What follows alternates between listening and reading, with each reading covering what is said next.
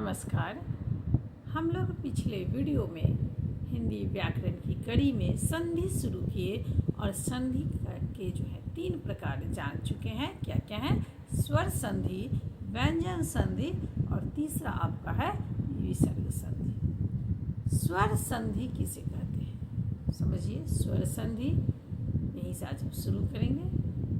2 स्वरों के मेल से जो विकार उत्पन्न होता है, विकार का अर्थ है परिवर्तन, और परिवर्तन होगा तो बार बार कहते हैं एक नई शब्द की जुड़कर रचना हो। अब है कि स्वर संधि कितने प्रकार के होते हैं तो याद रखना है, रटिए, सब में संधि लगा लीजिएगा, लेकिन टेक्निक है जो याद करने का, वैसे याद कीजिए। स्वर संधि 5 प्रकार के होते हैं। स्वर संधि कितने होते हैं? 5 प्रकार के होते हैं। 5 क्या क्या है याद रखिए, यही टेक्निक भी है याद रखने का। दीर्घ गुण वृद्धि यन अयादि, दीर्घ गुण वृद्धि यन अयादि। अब आइए पहला दीर्घ संधि, सब संधि लगा लेना। दीर्घ संधि, दीर्घ संधि नाम है। दीर्घ मतलब समझिए कि ये जो अर्थ या नया जो विकार के साथ शब्द की रचना होगी, परिवर्तन, जिसका मैंने कहा परिवर्तन होगा, उसमें जो उच्चारण आएगा वो हमेशा दीर्घ आएगा।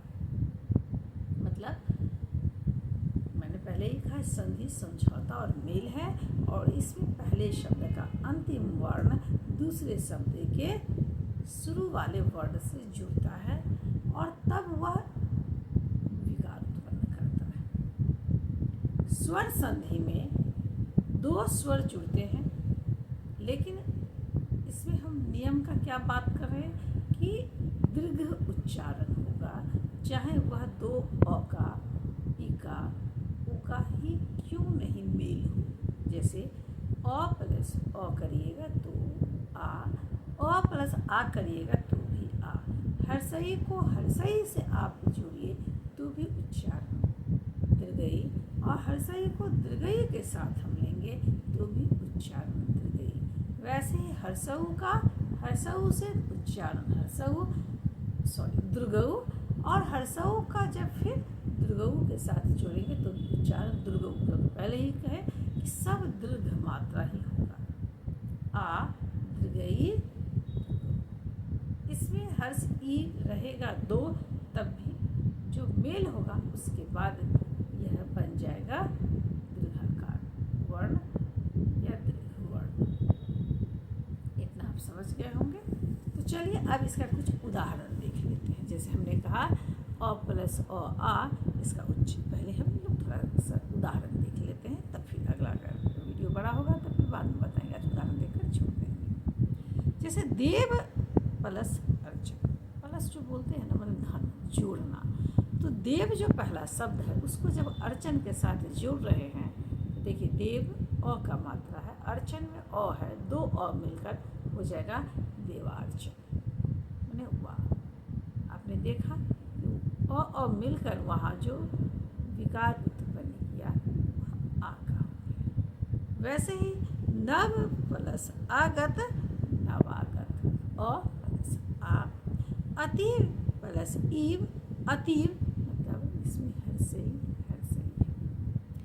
मही जोड़ इंद्र महेंद्र, इसमें एक दीर्घई है मही प्लस एक हर्षई है। वैसे ही है रजनी प्लस ईस, रजनीश।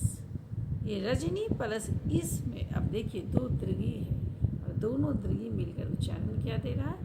दीर्घई का। वैसे ही भानु प्लस उदय, भानुदय, और ये जो भानुदय है यह 9 आपका जो दुर्गु का मात्रा हो जाएगा भानुदय। इसमें क्या हुआ भानुदय में कि 2 हर्षु भानु और उदय हर्षु होता है, उदय में 2 मिलकर दीर्घ का उच्चारण दिया। वैसे ही वधु प्लस उपकार, वधु दुर्गु लिखते हैं, दुर्गु हुआ, उपकार में हर्षु लिखते हैं, तो दुर्गु प्लस हर्षु मिलकर हो रहा है वधुकार।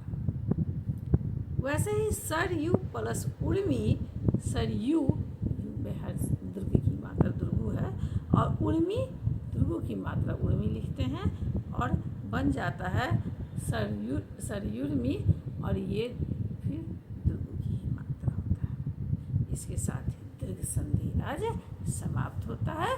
और अब 5 जो है, ये 5 नाम याद करिए।